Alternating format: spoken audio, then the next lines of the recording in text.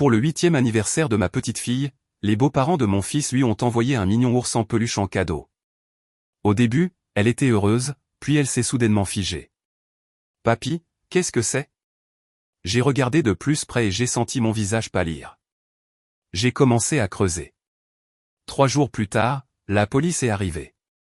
Pour le 8e anniversaire de ma petite fille, elle a reçu en cadeau une magnifique poupée en porcelaine ancienne. Au début, elle semblait si heureuse, puis elle s'est figée. « Papy, pourquoi les yeux de la poupée brillent bizarrement ?» Je me suis penché de plus près, et j'ai blêmi de peur. Je n'ai pas crié. Calmement, j'ai rassemblé des preuves et j'ai appelé un avocat. 3 jours plus tard, la police frappait à leur porte. Avant que je vous raconte la suite, laissez un commentaire et dites-moi d'où vous regardez cette vidéo. Si vous êtes grands-parents, parents, ou quiconque aimant un enfant, vous devez entendre cette histoire. Elle pourrait sauver quelqu'un que vous aimez. 3 semaines plus tard, ma belle-fille était emmenée menottes au poignet. Mais tout a commencé avec une poupée. Je me souviens de ce samedi après-midi, la fête pour les 8 ans de Sophie dans mon jardin à Myers Park. Le genre de journée que Dorothy aurait adoré. Un ciel clair de Caroline, des hortensias en fleurs le long de la clôture qu'elle avait plantée, et notre petite fille qui avait 8 ans, entourée d'enfants qui croyaient encore que le monde était bon. J'avais installé un château gonflable, engagé une maquilleuse, et préparé le gâteau aux fraises préféré de Sophie d'après la recette de Dorothy. La maison sentait la vanille et le sucre. Jennifer et Chris Adams sont venus avec leur fils, Lucas, ainsi que 2 autres enfants du quartier. Ils couraient en cercle sur ma pelouse, hurlant avec cette tonalité aiguë que seuls les enfants de 8 ans peuvent atteindre. Marcus se tenait près du patio, faisant défiler son téléphone avec l'expression vitreuse d'un homme qui préférerait être n'importe où sauf ici. Mon fils, 42 ans, est toujours incapable de me regarder dans les yeux. Vanessa était partout, versant de la limonade, ajustant les chapeaux de fête, riant avec cette chaleur brillante et performative qui semblait toujours un degré trop chaud. La mère parfaite, la belle-fille parfaite, j'avais appris à ne pas faire confiance à la perfection. Vers 15 heures, on a sonné à la porte. Un livreur tenait une élégante boîte blanche avec un ruban argenté.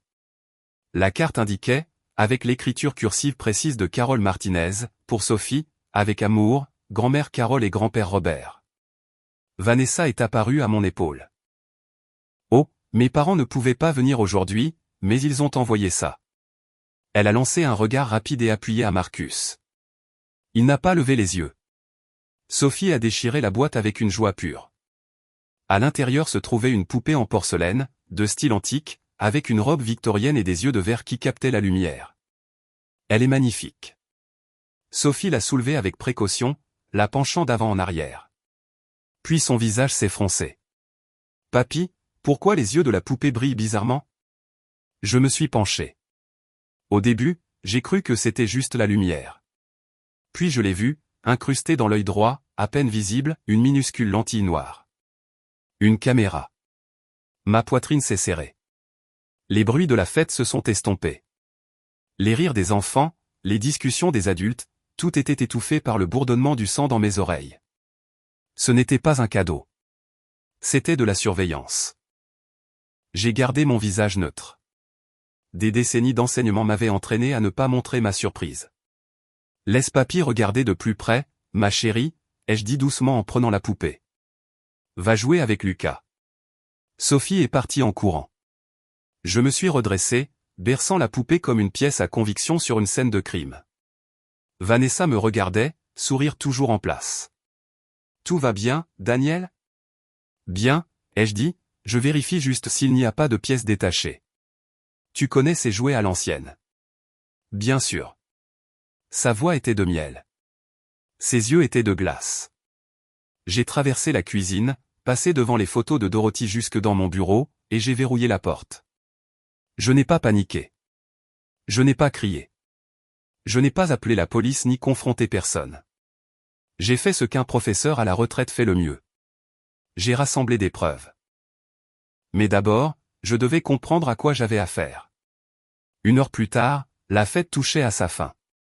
Les parents récupéraient leurs enfants épuisés par le sucre. Vanessa et Marcus sont partis avec des adieux polis et des promesses vides. Sophie m'a serré dans ses bras. Bonne nuit. Encore rayonnante grâce au gâteau et aux cadeaux, je l'ai bordée dans la chambre d'amis où elle restait chaque week-end. Elle s'est endormie heureuse.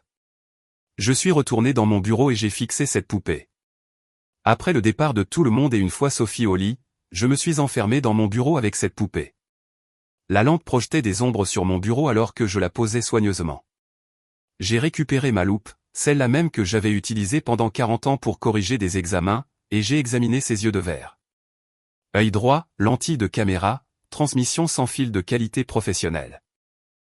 Je pouvais voir la minuscule ouverture, l'anneau de circuit derrière la pupille.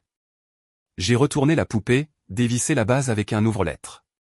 À l'intérieur, niché dans le rembourrage, se trouvait un traceur GPS de la taille d'une pièce de monnaie, fonctionnant sur batterie, actif. J'ai pris des photos. Les preuves ne valent pas grand-chose si vous ne pouvez pas les documenter. Ce n'était pas de la paranoïa. Depuis des semaines, je me sentais surveillé dans ma propre maison. Cette sensation de picotement quand quelqu'un vous observe. J'avais mis ça sur le compte de l'âge, de la vie en solitaire, du deuil après la mort de Dorothy. J'avais eu tort. Le souvenir m'a frappé, il y a 3 semaines. L'incident qui avait tout déclenché. J'étais rentré plus tôt de la quincaillerie. Des voix à l'étage. La voix de Vanessa venant de la chambre de Sophie. J'avais monté les escaliers doucement. Les vieux planchers savent garder des secrets. Quand les gens demandent des nouvelles de papy, ma chérie, disait Vanessa, sirop, sucré. Tu peux dire qu'il oublie des choses parfois. Je me suis arrêté dans le couloir, juste hors de vue. Mais il n'oublie pas, la voix de Sophie était petite, confuse. Il vieillit. Il pourrait bientôt avoir besoin d'une aide spéciale. Ce n'est rien d'inquiétant. J'aurais dû la confronter, entrer, demander ce qu'elle fabriquait. Mais je suis un chercheur. Quand vous soupçonnez quelque chose, vous documentez d'abord. Alors, j'ai sorti mon téléphone et j'ai commencé à enregistrer. Depuis ce jour, j'avais capturé des heures d'audio. Vanessa au téléphone quand elle pensait que je faisais la sieste. Les papiers sont presque prêts. Une fois qu'il sera placé, nous pourrons lancer le processus. Une autre fois, il ne se battra pas. Il est trop vieux pour comprendre. Je m'étais dit que je réagissais trop fort. La poupée prouvait le contraire. Je me suis rassis, le poids de la situation s'abattant sur moi. Ce n'était pas de l'inquiétude pour un beau-père vieillissant. C'était pour ma maison, celle que Dorothy et moi avions achetée en 1985, valant aujourd'hui $280 000. Mes économies de retraite, $85 000 après des décennies d'enseignement. Mes investissements, $35 000 de plus. $400 000. C'est ce que je valais sur le papier. C'est ce qui valait la peine de me détruire. La voix de Dorothy a résonné dans ma mémoire. Fais confiance à ton instinct, Daniel. Ton instinct est plus intelligent que le cerveau de la plupart des gens. J'ai regardé la poupée à nouveau. Son sourire peint semblait sinistre maintenant. Les pièces du puzzle s'assemblaient. Le coaching, la surveillance, les papiers mystérieux. Ils avaient probablement déjà choisi une maison de retraite, quelque part bon marché, et j'avais quoi? Quelques jours, peut-être une semaine avant que leur plan ne se concrétise. Je ne pouvais pas aller voir Marcus. Mon fils avait fait son choix aujourd'hui, debout sur ce patio pendant que sa femme démantelait la vie de son père. Je ne pouvais pas aller voir des amis. David Sullivan me croirait. Mais que pourrait-il faire? Non. J'avais besoin de quelqu'un qui avait déjà vu ça. Quelqu'un qui savait comment se battre. Quelqu'un qui comprenait que la maltraitance des aînés ne ressemble pas toujours à des bleus. Parfois, cela ressemble à de l'inquiétude, à une famille aimante essayant juste d'aider. J'avais besoin d'un avocat spécialisé dans la protection contre sa propre famille. À 2 heures du matin, j'ai cherché, droit des aînés, avocat Charlotte NC, exploitation familiale. Un nom revenait sans cesse, Elizabeth Warner. Je l'ai appelé sur sa ligne d'urgence à l'aube. Dimanche matin, la plupart des gens étaient à l'église ou dormaient après leur samedi soir. Moi, j'étais assis dans un cabinet d'avocat au centre-ville, regardant Elizabeth Warner lire mes preuves comme si elle corrigeait une thèse. Elle avait accepté de me rencontrer un dimanche. Cela me disait quelque chose. La poupée était posée sur son bureau en acajou entre nous, ses yeux de verre reflétant les plafonniers. Elle l'examinait sans la toucher, se penchant de près avec ses lunettes de lecture perchées sur le nez. Depuis combien de temps soupçonnez-vous quelque chose, a-t-elle demandé. 3 semaines depuis que je sais avec certitude. Plus longtemps, si je suis honnête avec moi-même.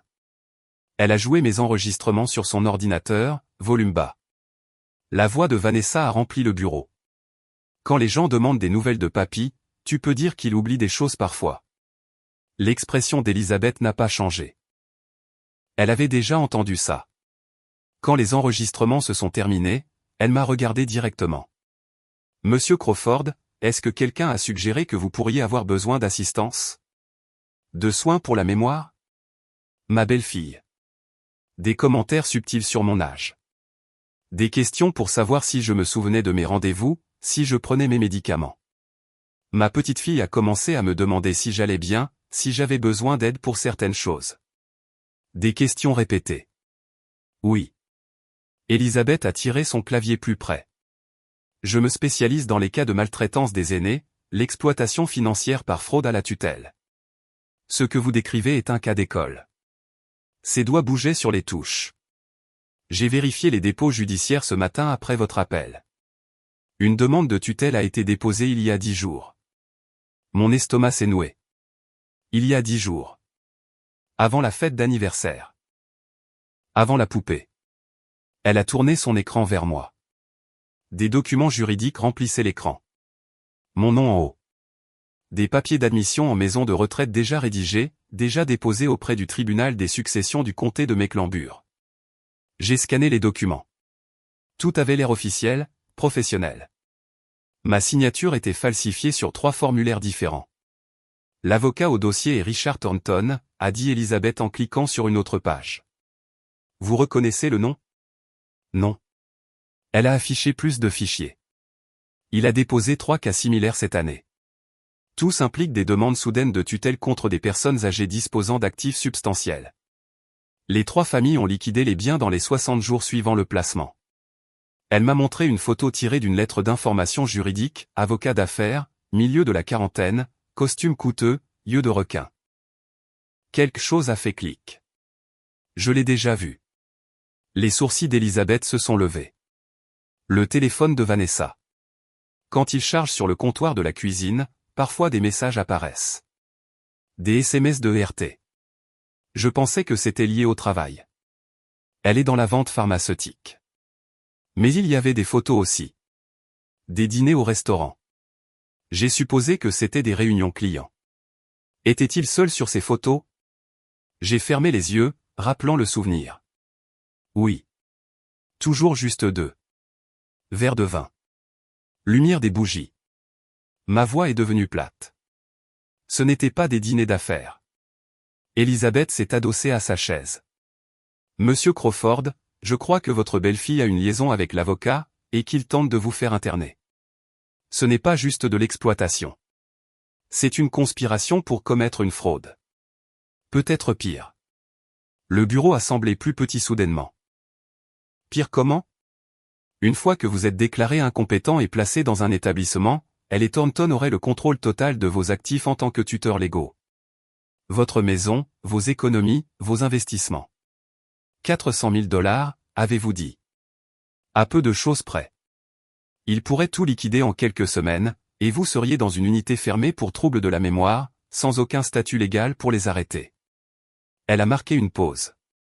Les gens dans ces situations n'ont pas tendance à vivre longtemps, surtout quand leurs tuteurs ont une incitation financière à minimiser les coûts de soins. Elle parlait de meurtre. Un meurtre poli, légal et lent. Elisabeth a dû voir quelque chose sur mon visage. Nous allons nous battre. Voici ce qui se passe ensuite. Vous déposez une plainte à la police concernant l'équipement de surveillance. Nous documentons tout. Les enregistrements, le coaching, tout. L'audience d'urgence est dans 2 semaines. Rapide pour le système judiciaire, mais pas assez pour les empêcher d'escalader la situation. Escalader comment?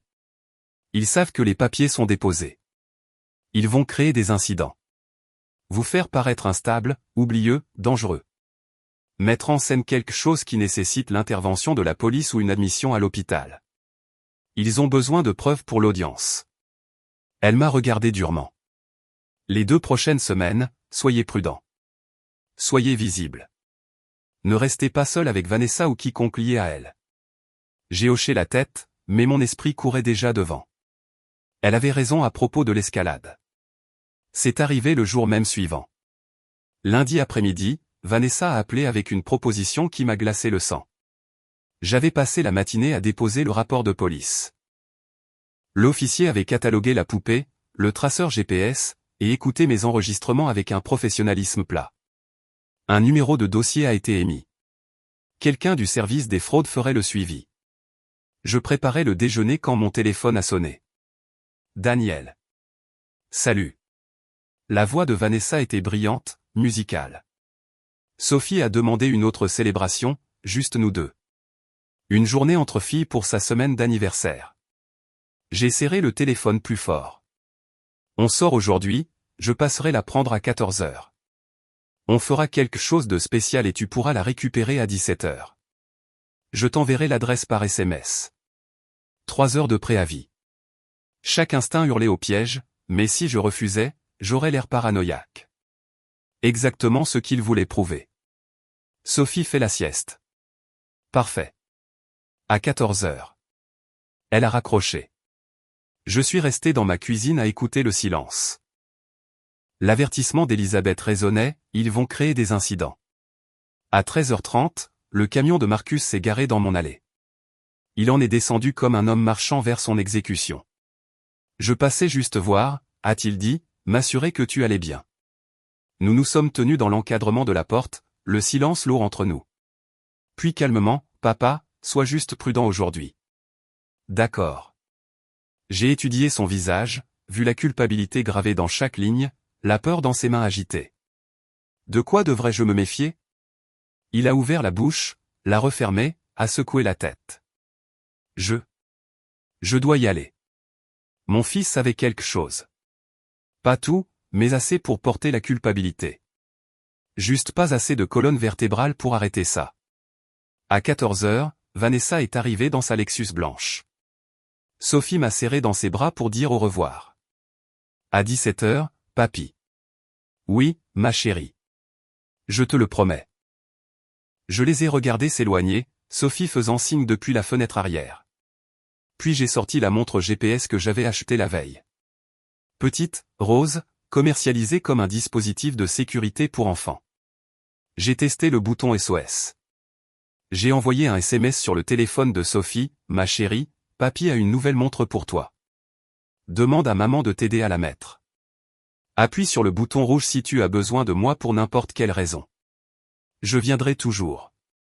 2 minutes plus tard, Sophie, portant la montre, pouce en l'air, rayonnante. Vanessa pensait probablement que c'était mignon.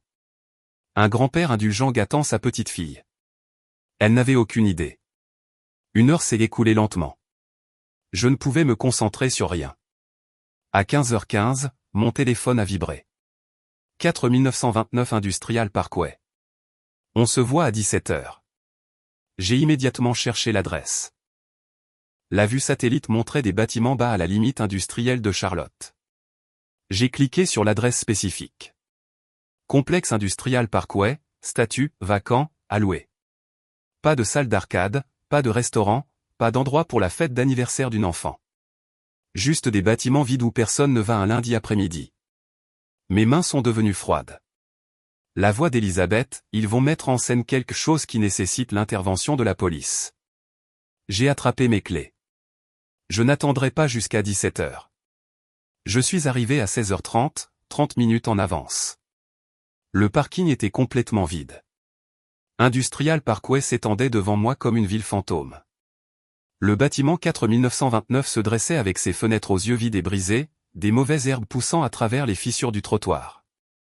Une bannière fanée, à louer, claquait dans la brise. Pas de voiture, pas de décoration, pas de Sophie. J'ai fait le tour du périmètre, chaque porte verrouillée, chaque fenêtre sombre. Le bâtiment n'avait pas vu de vie depuis des mois. Ma poitrine s'est serrée. J'ai appelé Vanessa. Directement sur messagerie. J'ai rappelé. Messagerie. J'ai envoyé un SMS, je suis à l'adresse. Où êtes-vous? Pas de réponse. J'ai appelé le téléphone de Sophie. Pas de réponse. La panique montait dans ma gorge, mais je l'ai refoulée. La panique vous rend stupide. Puis mon téléphone a vibré. Pas un appel. Une alerte. SOS. La montre GPS était activée. La localisation a pingé au 847 Oakmont Drive, la maison de Carol et Robert Martinez, à l'autre bout de Charlotte, à 25 minutes de là. Mes mains tremblaient en composant le 911. Ma petite fille de 8 ans vient d'activer une alerte d'urgence. On m'a donné un faux lieu de rendez-vous. Elle est chez sa grand-mère, mais je crois qu'elle est en détresse. Monsieur, êtes-vous le tuteur légal? Oui, et il y a un cas de tutelle actif, maltraitance sur personne âgée. Mon avocate est Elizabeth Warner. J'ai donné son numéro. Le ton du répartiteur a changé. Des officiers sont dépêchés sur place. N'entrez pas dans la résidence avant l'arrivée de la police. Je courais déjà vers ma voiture. J'ai conduit plus vite que je ne l'avais fait en 20 ans. Les mains crispées sur le volant. Chaque feu rouge semblait durer une éternité. L'adresse se rapprochait sur mon GPS. 15 minutes. 10:05. Une voiture de patrouille s'est garée en même temps que moi. L'officier Matthew Cooper, jeune, professionnel, la main posée près de sa ceinture. Vous êtes Monsieur Crawford? Le SOS venait de cette adresse. Ma petite fille est à l'intérieur. On m'a envoyé au mauvais endroit. Nous nous sommes approchés ensemble. La maison des Martinez avait l'air normal.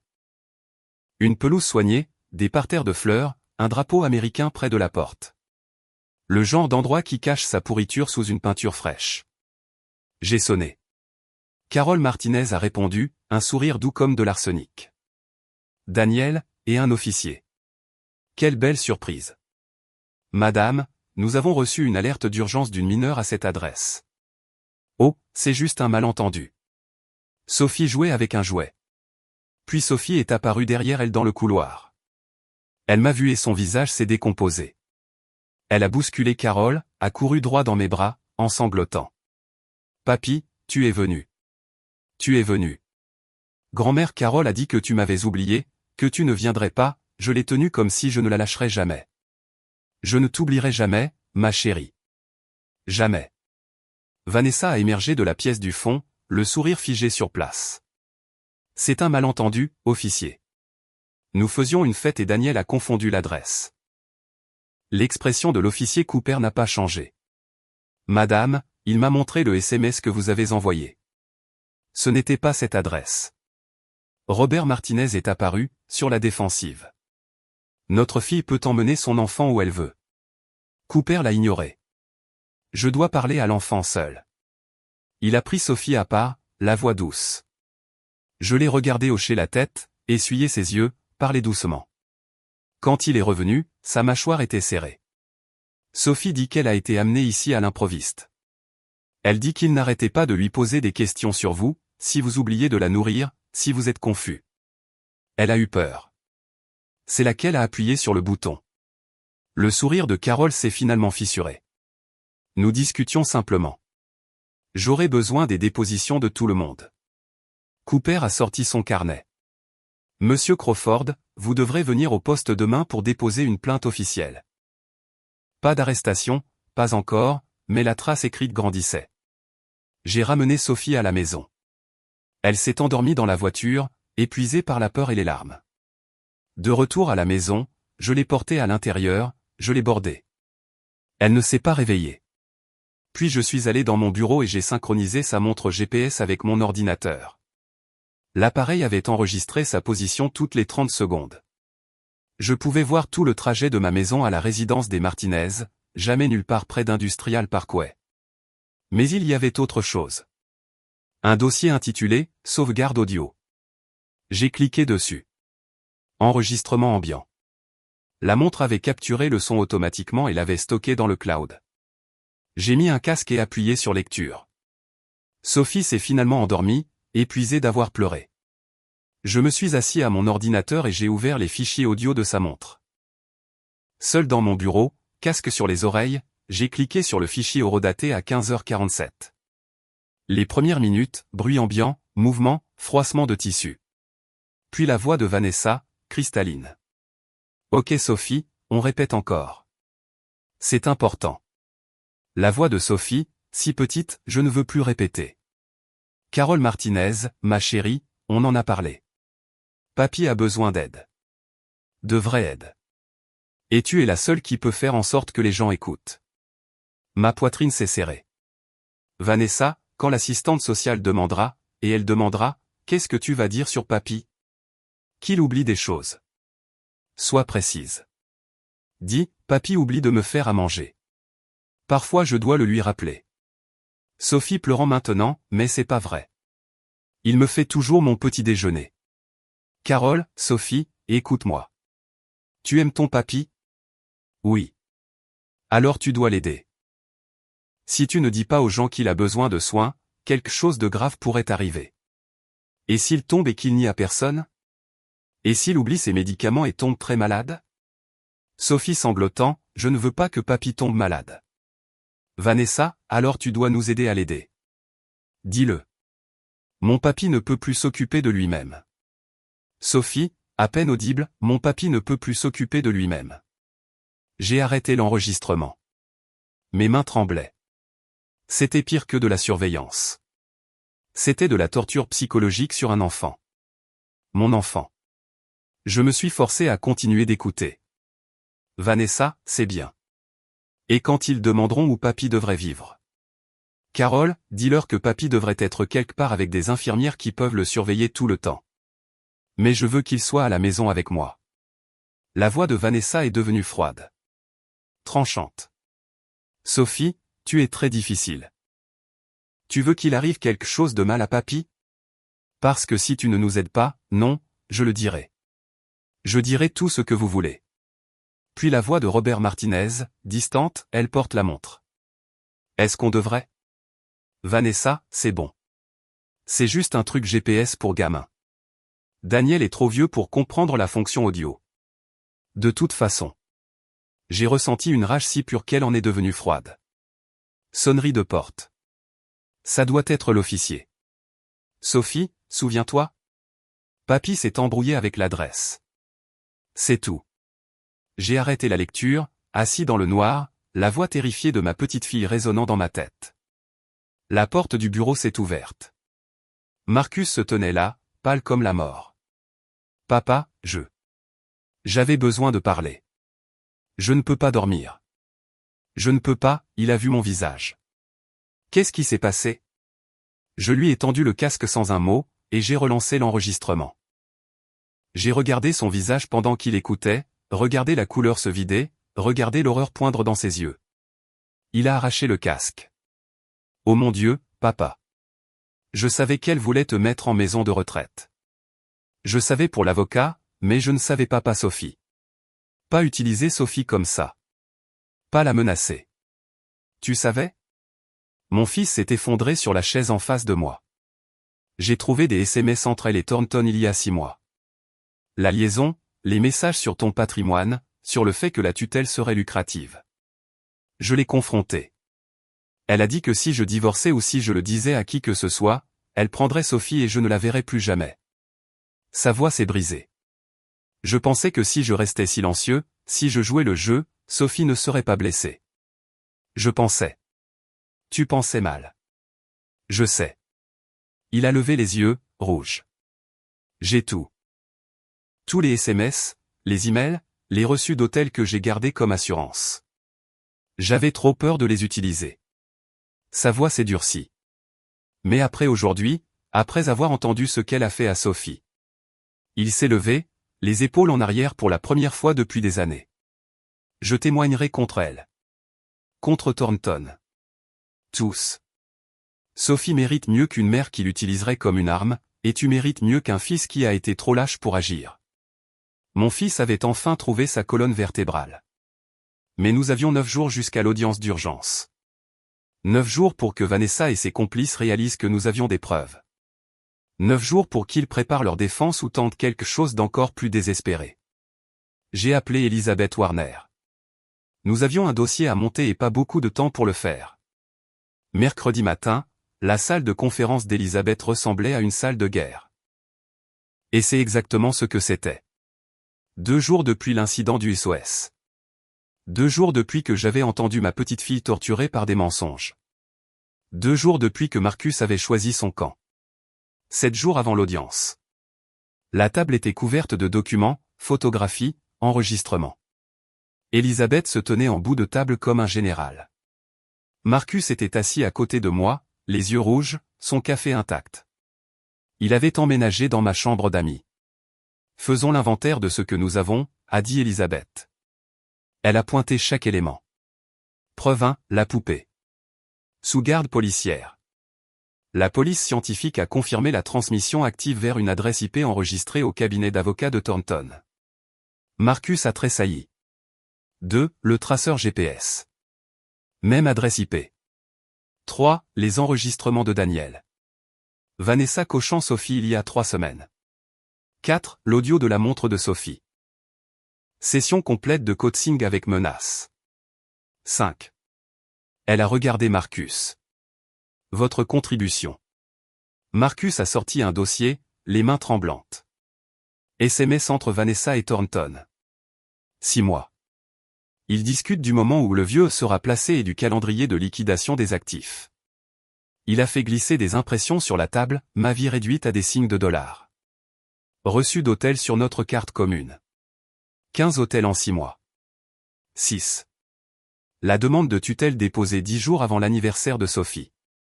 Papier de maison de retraite présigné par Vanessa. David Sullivan est arrivé. Mon ancien collègue d'université. Je te connais depuis 40 ans, Daniel, a dit David, ton esprit est plus vif que jamais. Cette affirmation est absurde. Elisabeth a pris des notes. Vous témoignerez de sa compétence. Partie d'échec du mardi. Sa mémoire, sa vie indépendante chaque mardi depuis 3 ans. David a dit, il me bat 2 fois sur 3. Un homme atteint de démence ne joue pas comme ça. Elisabeth a ouvert son ordinateur portable. J'ai enquêté sur Thornton. 3 cas similaires en 18 mois. Clients âgés avec des actifs. Tous devenus soudainement incompétents. Tous ont eu leur tutelle transférée à la famille qui a liquidé les biens dans les 90 jours. Comment a-t-il encore sa licence ? A demandé Marcus. Les victimes sont mortes ou étaient trop isolées pour se plaindre. Les familles ont profité et sont restées silencieuses. Sa mâchoire s'est serrée. Jusqu'à maintenant. Elle a ouvert un autre fichier. Carole et Robert Martinez. Certificat de décès. Dossier de maison de retraite. Relevé financier. La mère de Robert est morte dans une maison de retraite en 2015. Placée soudainement après que Robert et Carole ont obtenu la tutelle. Son patrimoine était de 180 000 $. En un an, complètement épuisé. Les services de protection des adultes ont enquêté, mais le délai de prescription a expiré. Marcus est devenu blanc. Vanessa a appris ça de ses parents. Institutionnalisé, isolé, liquidé, a dit Elisabeth. Leur mode opératoire a fonctionné par le passé. La pièce est devenue silencieuse. Elisabeth a exposé la stratégie. Présenter les preuves de surveillance, la préméditation, jouer les enregistrements. Manipulation d'enfants. Marcus témoigne de la liaison et de la conspiration. David témoigne de la compétence. Un expert financier témoigne que Daniel gère parfaitement 400 000 $. Elle nous a regardés. Thornton soutiendra que Daniel décline, que les enregistrements sont mal compris. Une famille aimante inquiète pour son bien-être. Nous prouvons la conspiration pour le gain financier en utilisant un enfant comme arme. Est-ce que je vais perdre Sophie ? A demandé Marcus doucement. Vous coopérez pour protéger votre fille. Le tribunal le verra. Garde partagée, Daniel tuteur principal jusqu'à ce que Vanessa soit évaluée. Et Vanessa. Au mieux des visites surveillées. Au pire, des accusations criminelles, conspiration, abus sur personnes âgées, mise en danger d'enfants. Elisabeth nous a tous regardés. Nous les tenons. Mais les gens désespérés font des choses désespérées. Les 7 prochains jours, soyez visibles, restez en public, documentez tout. Ils ne peuvent pas fabriquer des incidents avec des témoins. Je voulais croire que nous étions en sécurité. Mais je les avais sous-estimés auparavant. Je ne referai pas cette erreur. Vendredi matin, je suis entré au tribunal du comté de Mecklembourg avec mon fils à mes côtés et mon avocate devant moi. L'audience qui allait décider de ma liberté a duré 3 heures. Elle aurait dû durer 3 minutes. La juge Karen Anderson présidait, 60 ans, cheveux gris acier, 30 ans sur le banc. Elle avait tout vu. J'espérais que cela signifiait qu'elle verrait clair dans leur jeu. La salle d'audience était formelle, boiserie, drapeau américain derrière le banc. Vanessa était assise à la table des plaignants avec Richard Thornton, qui avait tout du requin de la finance, costume coûteux, posture confiante, sourire travaillé. Carol et Robert Martinez étaient assis dans la galerie, l'air suffisant, comme s'ils avaient déjà gagné. Elisabeth m'avait dit que Sophie était avec un avocat commis d'office dans une autre pièce. La juge avait ordonné qu'elle ne soit pas présente pour cela. Thornton s'est levé pour sa déclaration d'ouverture. Votre honneur, c'est un cas tragique d'un membre de la famille bien-aimée dont le déclin cognitif a atteint des niveaux dangereux. Monsieur Crawford, 70 ans, vit seul, présente des pertes de mémoire, de la confusion et une incapacité à s'occuper de sa petite-fille qui reste fréquemment avec lui. La famille, par amour et inquiétude, demande une tutelle protectrice et un placement approprié. Il a présenté ses preuves. Vanessa a pris la barre. Posée, larmoyante, parfaite. Papa oublie de nourrir Sophie. Le mois dernier, il a laissé la cuisinière allumée. Il s'embrouille dans ses rendez-vous. Carol Martinez a témoigné ensuite. Nous avons remarqué des changements inquiétants. Il nous a accusés de le surveiller. Délire paranoïaque. Témoin de moralité. Des amis des Martinez que je n'avais jamais rencontrés. Semble oublieux, moins vif. Thornton a fait un geste compatissant. La famille a identifié un excellent établissement de soins pour la mémoire où M. Crawford pourra recevoir une supervision adéquate. Elisabeth s'est levée. Objection, votre honneur. Puis-je présenter des preuves avant que le tribunal ne statue? La juge Anderson l'a regardé par-dessus ses lunettes de lecture. Allez-y, maître Warner. Elisabeth a marché vers la table des preuves. Pièce A, poupée donnée à la petite fille de M. Crawford pour son 8e anniversaire. Elle a tenu la poupée en porcelaine. Même de l'autre bout de la pièce, on pouvait voir les yeux de verre. Une experte technique a pris la barre. Jeune femme, professionnelle, factuelle. Cette caméra était active, transmettant sans fil vert une adresse IP que j'ai tracée jusqu'au bureau du cabinet Thornton et Associés. La salle d'audience s'est agitée. L'expression de la juge Anderson n'a pas changé, mais son stylo s'est arrêté de bouger. Pièce B, dispositif de suivi GPS retiré de la base de la poupée, transmettant également vers la même adresse IP. Elisabeth s'est tournée pour faire face à Thornton. Votre honneur, ce n'est pas de l'inquiétude. C'est de la surveillance. Monsieur Crawford était surveillé dans sa propre maison par l'avocat même qui cherche maintenant à le faire interner. Thornton s'est levé rapidement. Ces objets étaient des cadeaux, nous n'avions aucune connaissance. Alors écoutons ce que la petite fille de Monsieur Crawford a vécu. Elisabeth a fait un signe à l'huissier. Il a appuyé sur lecture sur le système audio du tribunal. La salle est devenue silencieuse. La petite voix de Sophie a rempli l'espace. Je ne veux plus répéter. La voix de Vanessa, froide et claire. Quand l'assistante sociale demandera, qu'est-ce que tu vas dire sur papy? Qu'il oublie des choses. Sois précise. Dis, papy oublie de me faire à manger. Sophie pleurant, mais c'est pas vrai. Il me fait toujours mon petit déjeuner. La voix de Carol, si tu ne dis pas aux gens qu'il a besoin de soins, quelque chose de grave pourrait arriver. Sophie sanglotant, je ne veux pas que papy tombe malade. Vanessa, alors dis-le. Mon papy ne peut plus s'occuper de lui-même. Sophie, brisée, mon papy ne peut plus s'occuper de lui-même. 4 minutes. Cela a semblé durer des heures. Des hoquets de stupeur dans la galerie. Quelqu'un a chuchoté, oh mon Dieu. Le visage de la juge Anderson s'est transformé en pierre. Vanessa agrippait les accoudoirs de sa chaise, les jointures blanches. Thornton essayait de garder son calme, mais ses mains tremblaient. Carol Martinez avait l'air de vouloir disparaître dans son siège. Quand l'enregistrement s'est terminé, le silence était absolu. Les yeux de la juge Anderson se sont déplacés lentement de Vanessa à Thornton, puis aux parents Martinez. 30 ans à voir des mensonges, et celui-ci était parmi les pires. Elle a parlé d'une voix égale. Maître Warner, appelez votre prochain témoin. Elisabeth s'est levée. Le fils de la plaignante, Marcus Crawford, votre honneur. Toutes les têtes dans la salle d'audience se sont tournées alors que mon fils se levait et marchait vers la barre des témoins. Marcus marchait vers la barre comme un homme allant à la confession. D'une certaine manière, il l'était. Assermenté, la main sur la Bible.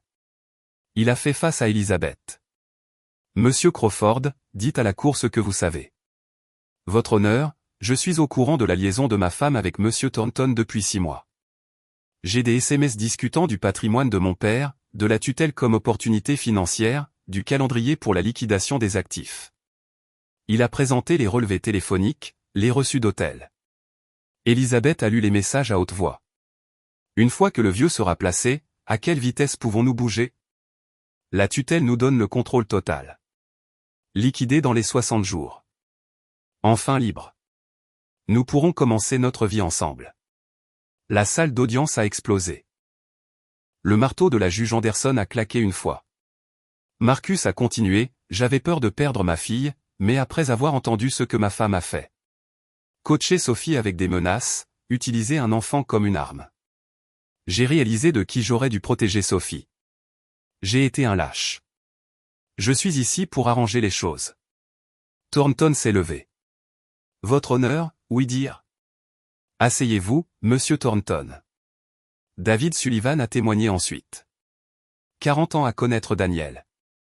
Esprit vif. Échec tous les mardis. Aucun déclin. Expert financier, Daniel gérait 400 000 $ parfaitement. Aucune incompétence.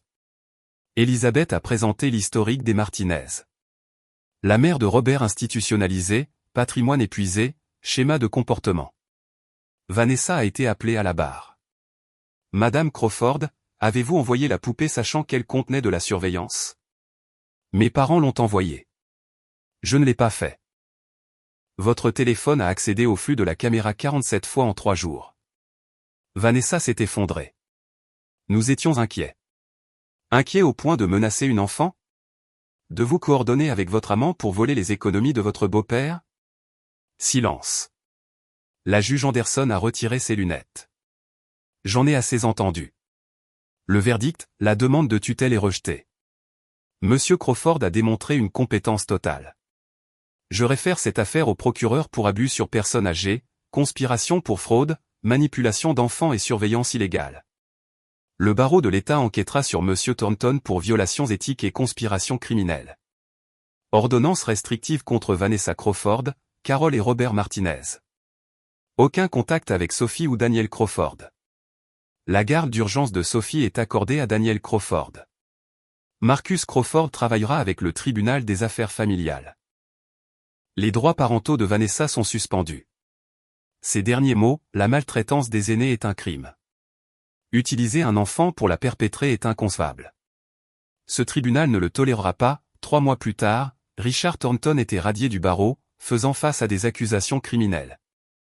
Vanessa a perdu toute garde.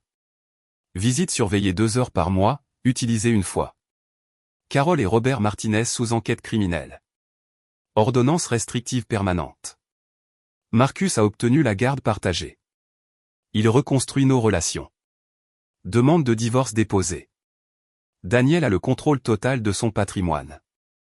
Tuteur principal de Sophie. Sophie est en thérapie, elle guérit, elle s'épanouit avec papy.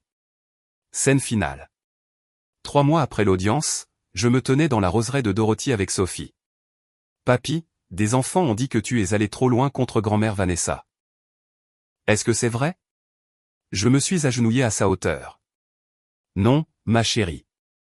Je suis allé exactement assez loin. Parfois, les gens essaient de prendre ce qui ne leur appartient pas, ta maison, ta liberté, ta famille. Quand cela arrive, tu ne pars pas sans bruit. Tu te lèves. Tu te bats. Et si tu as de la chance et que tu as des gens qui t'aiment, tu gagnes. Comme toi et moi. Exactement comme toi et moi. Ils ont essayé de voler ma vie, ma dignité, ma petite fille. Ils ont transformé une enfant innocente en arme et ont construit un dossier sur des mensonges. Mais la vérité finit toujours par sortir.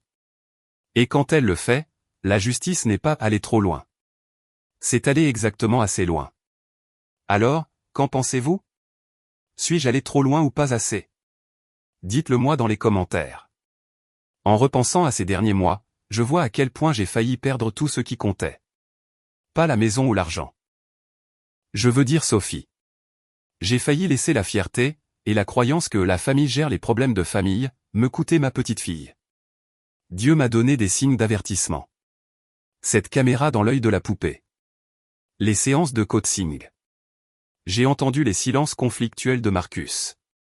J'aurais pu tous les ignorer. Me convaincre que j'étais paranoïaque. C'est ce sur quoi il comptait. Dans les histoires de grand-père comme la mienne, le silence est l'arme que les prédateurs utilisent le plus efficacement. Ne soyez pas comme j'ai failli l'être. N'attendez pas qu'un enfant active un bouton SOS pour agir selon votre instinct. Quand vous voyez de la manipulation, documentez-la immédiatement. Quand vous entendez des mensonges être plantés dans l'esprit d'un enfant, enregistrez chaque mot. Quand des membres de la famille exploitent la vulnérabilité pour de l'argent, comprenez que Dieu attend de nous que nous protégions les innocents, même si cela déchire une famille. La leçon que j'ai apprise n'est pas confortable, parfois, aimer sa famille signifie se dresser contre elle au tribunal. Ces histoires de grand-père ne parlent pas toujours de biscuits et de sagesse. Parfois, elles parlent de survie et de la protection de la prochaine génération contre ceux qui devraient les aimer le plus. Marcus a trouvé son courage. Élisabeth a combattu le système. David s'est porté témoin. Sophie est en sécurité maintenant parce que j'ai arrêté de traiter cela comme un désaccord familial et commencé à le traiter comme le crime que c'était. Dieu ne promet pas des routes faciles. Il promet la force de marcher sur les difficiles. J'ai marché sur la mienne, et je le referai. Si cette histoire résonne en vous, partagez-la s'il vous plaît.